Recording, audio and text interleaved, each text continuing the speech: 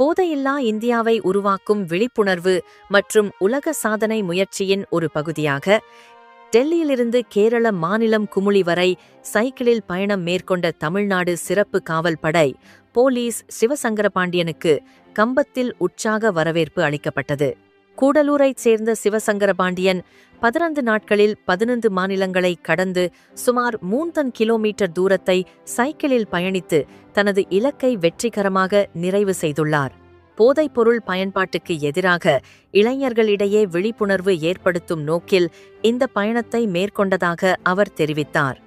ஏற்கனவே கயிறு தாவுதலில் உலக சாதனை படைத்துள்ள சிவசங்கரபாண்டியனின் இந்த சாதனை முயற்சிக்கு பொதுமக்களும் சமூக ஆர்வலர்களும் பாராட்டு தெரிவித்துள்ளனர். என் பேர் சிவசங்கரபாண்டியன். நான் தமிழ்நாடு ஸ்பெஷல் போலீஸ் 8th பட்டாலியனில் 2ஆம் நிலை காவலராக வேலை பார்த்துட்டு வரேன். போதையில்லா இந்தியா உருவாக்குவதற்காக நம்ம உலக சாதனை முயற்சியாக டெல்லியிலேருந்து கேரளா வரைய சுமார் 3000 கிலோமீட்டர் சைக்கிள் பயணம் மேற்கொண்டோம்.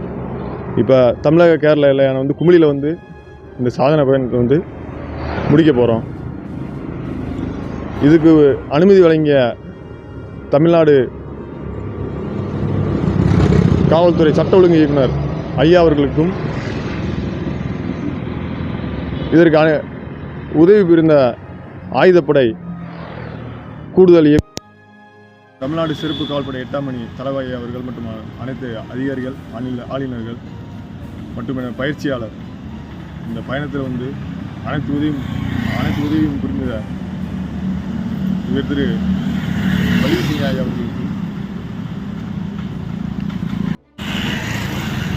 இந்த உலக சாதனைக்கு அனைத்து உதவியும் புரிந்து சப்போர்ட்டிவாக இருந்து மோட்டிவேட் பண்ண பம்பப்பொன் car success company CEO Tarun அவர்கள் மற்றும் கோஃபவுண்டர்